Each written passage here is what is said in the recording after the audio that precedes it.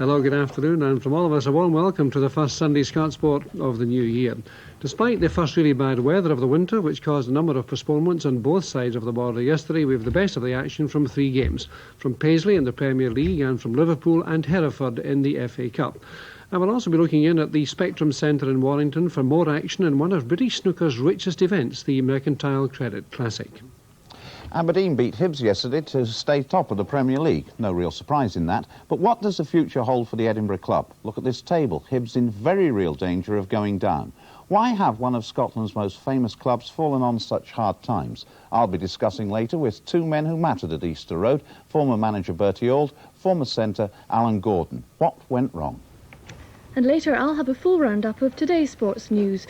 Down south, Nottingham Forest are playing Newcastle United in the third round of the FA Cup. Currently in the lead are Newcastle. And here in Scotland there's an exciting basketball match at the Coasters Arena in Falkirk. P&D Windows against Team Glasgow, both First Division teams. And from Glasgow's Bellahouston Sports Centre, results of the Glenfiddich Invitation Indoor Hockey Tournament, where the Scottish teams have been doing well. This afternoon's final between Dundee's Mingus Hill and Team Volkswagen of Belfast.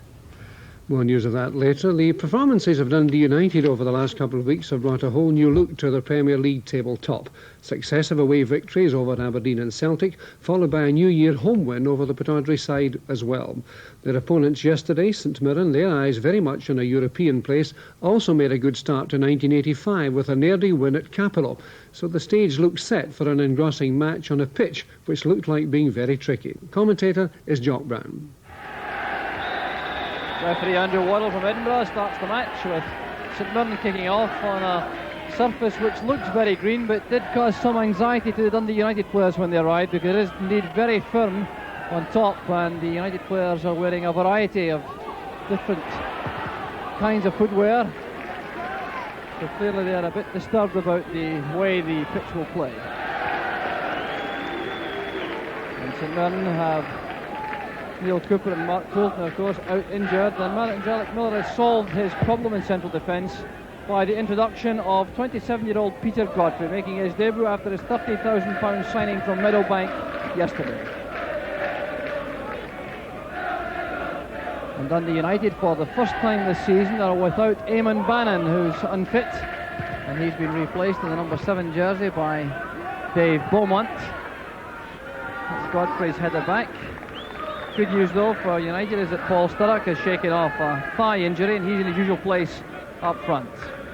And there's Richard Gough, the man conducting a one-man campaign to open up the Premier League after scoring the winner in the last 3 matches, and he's being watched this afternoon by the Scotland manager Jock Stein. Difficult ball for Rooney. Did well to find Gallagher. There's Fitzpatrick. Now McAvenny through the middle. Excellent pass to Rooney. McAvenny attacking the United defence, and a fine save from Hamish McAlpine, but that's Frank McAvenny at his best. He set it up from a midfield position with a pass to Rooney, picked up the return, made one of those positive runs towards goal, and McAlpine was quickly off his line. Now Richard Gough. Well, pass winning it for Beaumont. Good play from United. Decisive clearance again from Peter Godfrey. Godfrey has settled well into the St Mirren defence in the opening 15 minutes.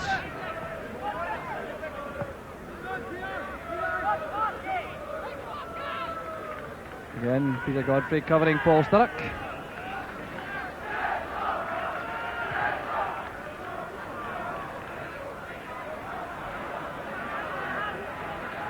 Gallagher forced to go back, more by the conditions than anything else. Here's Sturrock, needs some support and gets it from Beaumont. Gough has gone forward on the right. United sending players into the box. There's John Clark. Steve Clark's header helped out by Peter Godfrey, but Gough has another chance. Paul Sturrock's head flick falls for Tony Fitzpatrick. And that initially was a very good chance for John Clark. When Richard Gough sent the crossover, John Clark had a clear header, but completely miscued.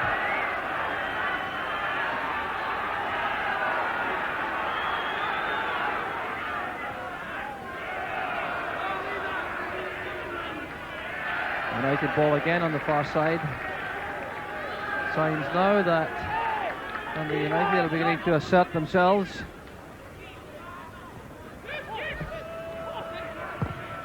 A shot from Malpass, and deflection makes that a corner kick. Campbell Money angry with his defence, but Malpass was very quick to seize on that chance at the edge of the box, and the deflection carried the ball wide. Beattie's header, well judged by Steve Clark.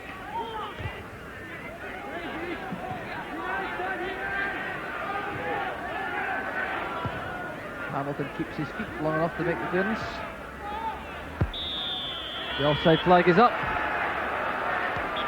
Sturrock and Clark, I think.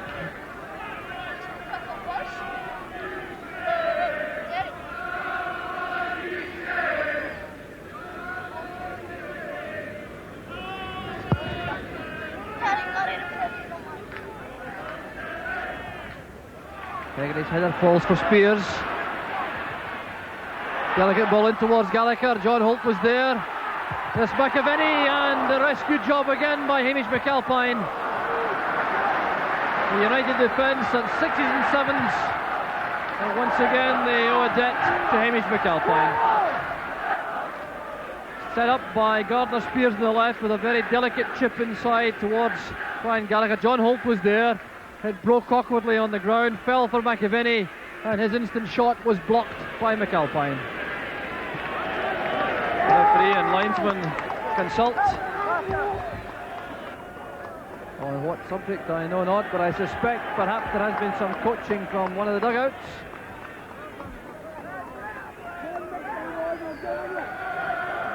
And indeed, referee Andrew Waddle is having a word with the Dundee United coaching staff.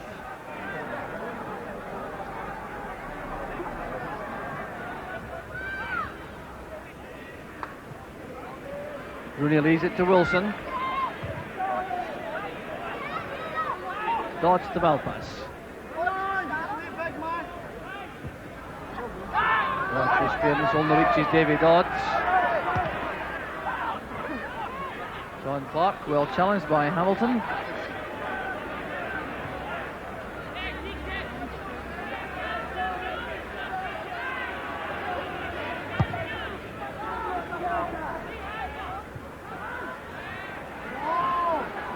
Nearly holding off Brian Gallagher to play the ball wide for Goff.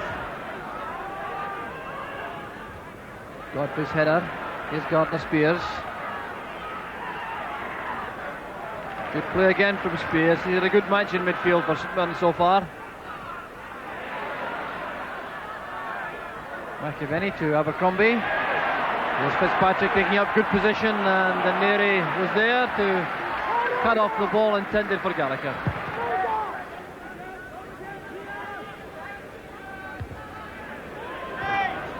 There's Holt. Abercrombie playing it back. Bowman's there first. And one moment of indecision there in the St Mirren defence by Billy Abercrombie almost gave Dave Bowman the chance for the opener. You see Abercrombie trying to play it delicately back to Campbell Money. Bowman was onto the ball very quickly indeed, and Money had to go down to his right to turn the ball behind for the corner.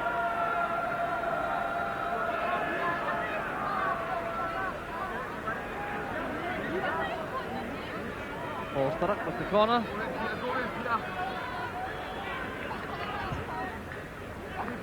The deep one looking for Hegarty. Johnny Wilson's clearance. Well won by Neri. You see this one defence charging out. One man stayed back. It was Steve Clark. There's Davy Dodds. Now Clark. Davy Dodds. So very difficult out there to steady yourself for the shot. John Clark found some space to play the ball into the path of Dodds, but he couldn't adjust his footing to get the shot on target.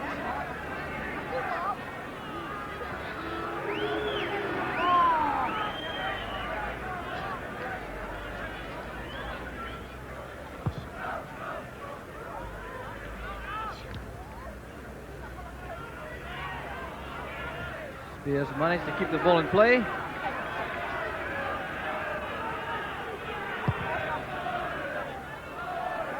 So we're into the final minute of the first half. The game very evenly balanced, but no really distinguished play from either side. Well, that was a fine ball from Abercrombie to Spears. And a very inviting ball across the face of the goal with no takers. Gardner Spears, perhaps the pick of the creative players on view in the first half. Referee Andrew Waddle checking his watch and blowing for half-time. A first half in which neither side has managed to master the very difficult conditions out there, the very firm surface. The half-time score, St Mirren 0, Dundee United 0. Dundee United manager Jim McLean takes his seat in the director's box. Paul Hegarty adjusting his laces, having changed his footwear for the second half. Tommy Burns, the Celtic midfield player, wandering round the terracing, reluctantly watching the match between St Mirren and Dundee United rather than playing against Morton. His match put off yesterday because of the weather conditions.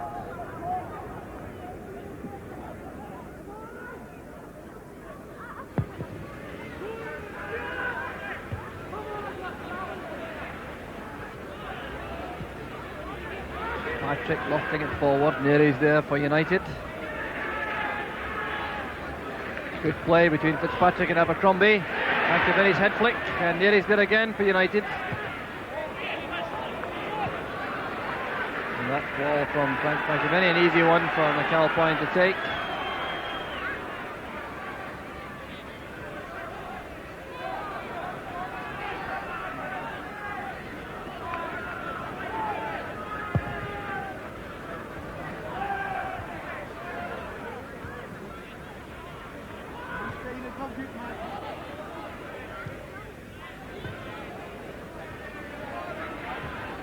Godfrey looking for McAvenny through the middle. Good clean header out from Hegarty.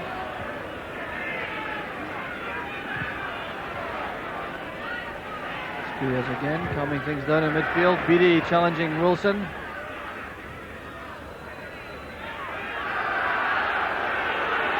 Holt appeals for a throw as the linesman watches closely and play goes on. Stark to Beattie. That's the sort of thing that happens on a very firm, bumpy pitch.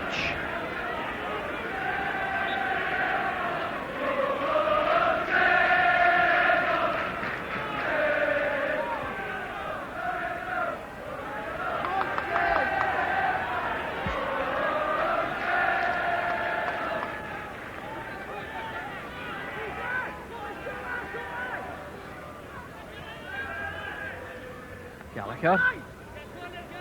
Being denied any room at all by David Neary.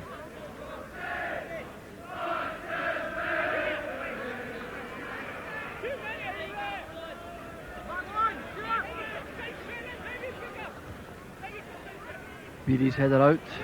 Played in by Wilson. There's Clark. Well, that was well worth the effort from Steve Clark. Kept the shot down well as it broke from the United defence. He spotted the shooting opportunity instantly, and it wasn't far away.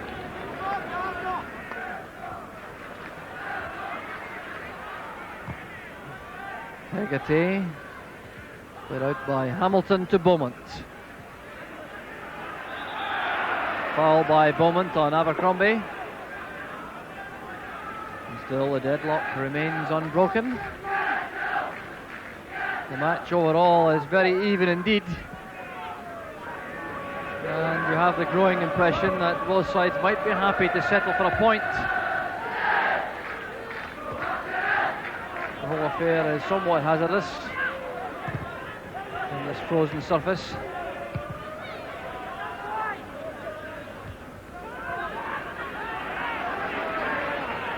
Godfrey looking very determined, but Beaumont picks it up, and that's a good pass to Beattie. Testing the pace of Wilson. Beattie is clear.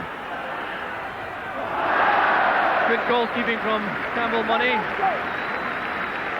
And some excellent forcing play on the left by Beattie. Took the pass in midfield from Beaumont. took on Wilson instantly, outpaced him towards the penalty box, and Money came out to go down at his feet.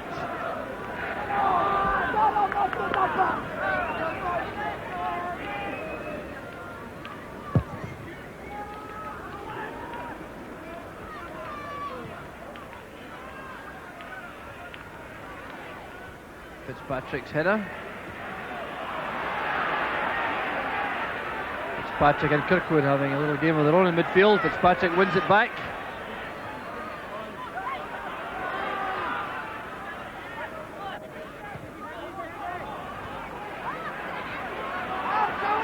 Now Goff leading the charge for United with Beaumont on his left. PD goes on the left to provide a decoy as Goff picks it up again. That's for Kirkwood. Oh, that was dangerous. Campbell Money couldn't keep his footing, and that could so easily have sneaked in. Well, that I think may well give all the players a lesson about the value of having shots on target. It's very difficult for goalkeepers too. Hamilton's header.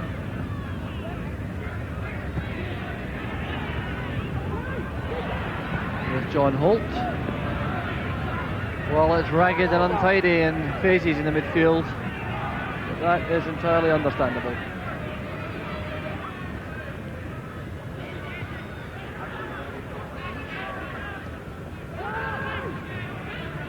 Holt again. Stark beaten by Wilson. Rooney through the middle, and there's Richard Goff. Good ball back from Kirkwood. McAvenny fighting for it in the midfield for St Mirren, and it's Beattie who plays it forward.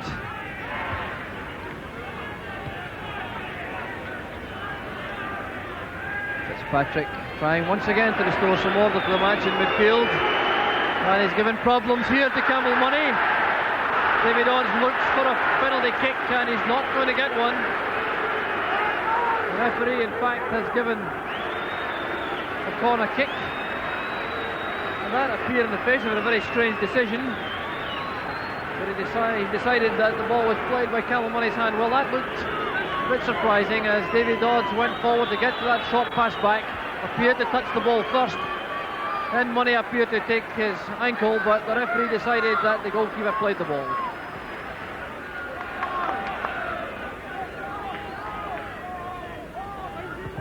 Hamilton playing it through the middle for McAvenny. David Neary covering Paul Hegarty.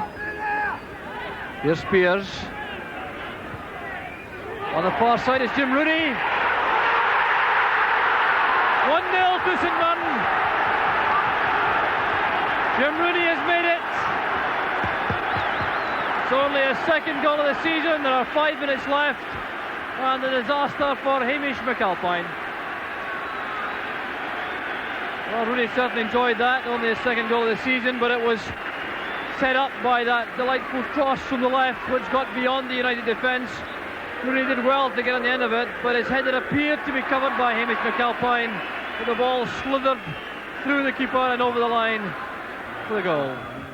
St Mirren winning there, but who'd be a goalkeeper? Hamish has done so well this season, he was probably due a mistake, especially as he was frozen stiff. Not that manager Jim McLean will see it that way, no doubt. But I've seen St Mirren 3 times in the last 8 days, and they're a good bet for the Cup, the most improved side in Scotland right now.